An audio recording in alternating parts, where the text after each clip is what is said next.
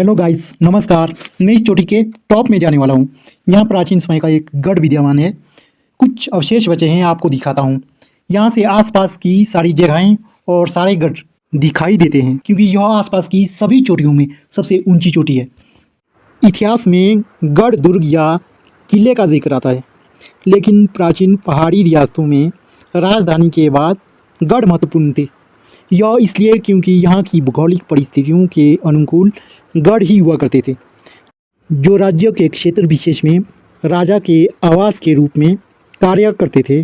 साथ ही प्रशासनिक व्यवस्था के लिए जिम्मेदार होते थे। गढ़पति इसकी इकाई का प्रमुख होता था, जो राजा द्वारा चुना जाता था।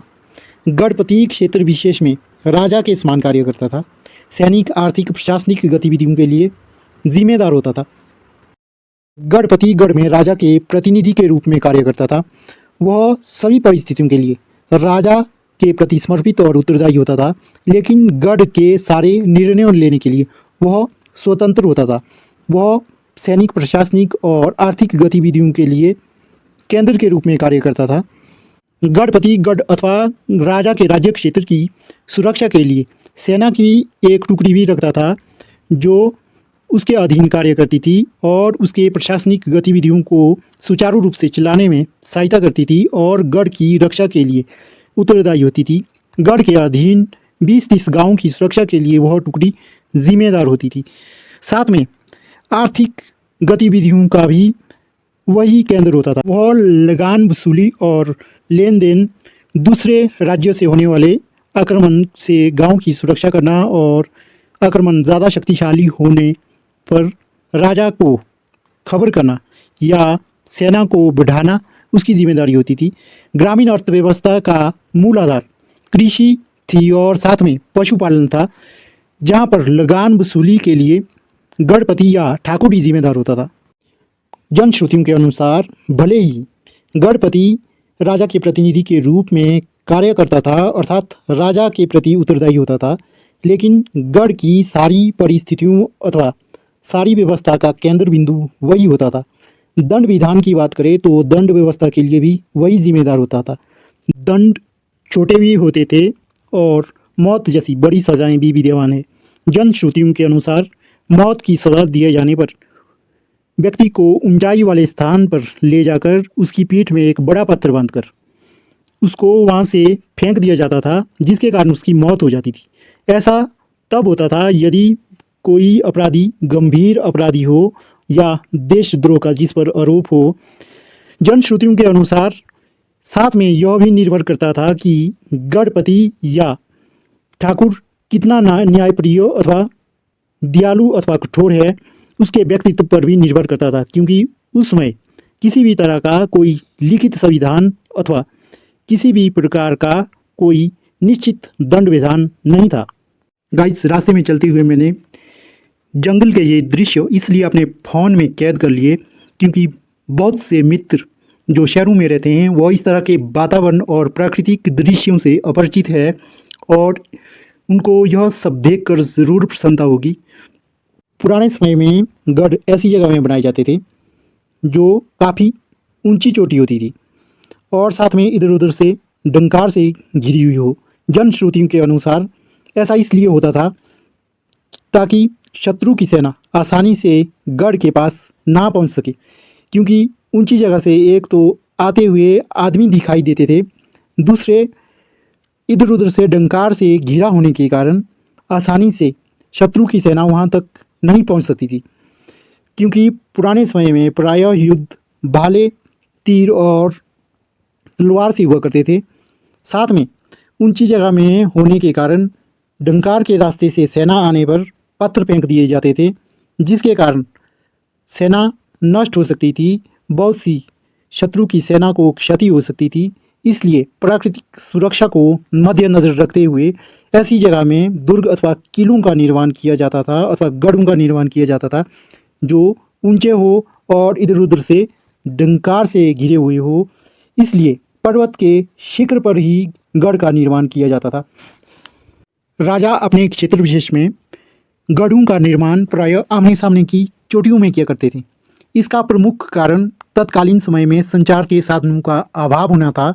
साथ में तुरंत यातायात के सुगम साधनों का अभाव होना था। ऐसी परिस्थितियों में यदि गढ़ में किसी प्रकार की आपात परिस्थिति बन जाती है या शत्रु द्वारा आक्रमण किया जाता है या गढ़ को घेर लिया जाता है या शत्रु द्वारा आक्रमण होने वाला हो या शत्रु द्वारा आक्रमण की आशंका हो, तो ऐसी परिस्थिति में राजा के अधिकृत क्षेत्र में दूसरे गढ़ में संदेश भेजने के लिए एक निश्चित जगह में गढ़ में एक विशाल अग्निकुंड प्रज्वलित किया जाता था, जो इस बात का संकेत होता था कि उस समय उस गढ़ में आपात परिस्थिति है, जिसके कारण सामने वाले गढ़ से या तो सहायता के लिए सेना आ जाती थी या राजा के आदेश पर विशाल सेना की टुकड़ी आ जाती थी। अर्थात इस गढ़ में प्रज्वलित अग्निकुंड को सामने वाले गढ़ से आसानी से देखा जा सकता था, जिसके कारण वह इस संकेत को आसानी से समझकर आपातकाल की परिस्थितियों को जान लेता था। गाइस, गढ़ों की यह कहानी मैं आपको जनश्रुतियों को आधार में रखकर सुना रहा हूँ, क्योंकि गढ़ में इस प्रकार का कोई भी लिखित साक्ष्य अथवा लिपिबद्ध कहानी नहीं बची है। आखिरकार हम उस जगह में पहुँच चुके थे जहाँ पर गढ़ विद्यमान है और जहाँ से होके हमने घर जाना था। वहाँ पर मुझे सर्वप्रथम काफ़ी दूर चोटियों में हिम ग्लेशियर दिखाई दिए। मुझे लगा क्यों ना मैं यह सब आप सबके साथ शेयर करूं, और इसलिए मैंने इसका एक वीडियो बनाकर आप सबके सामने रख दिया। गाइस, यहाँ 12 महीने बर्फ़ जमी रहती है। सितंबर के बाद यहाँ पर रेगुलर बर्फबारी होती है अप्रैल महीने तक, और यहाँ पर साल भर बर्फ़ जमी रहती है।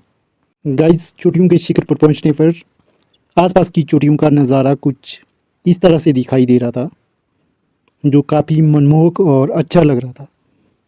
गाइस, आखिरकार हम उस जगह में पहुंच चुके थे जो किसी समय राजनीतिक और प्रशासनिक गतिविधियों का केंद्र हुआ करता था। अर्थात हम उस गढ़ में पहुंच चुके थे जहां पर हमने जाना था। यहाँ हमको अवशेष के तौर पर गढ़ के बाहर की वो दीवार जर्जर अवस्था में मिली, जो उस समय इसकी सुरक्षा के लिए बनाई गई थी।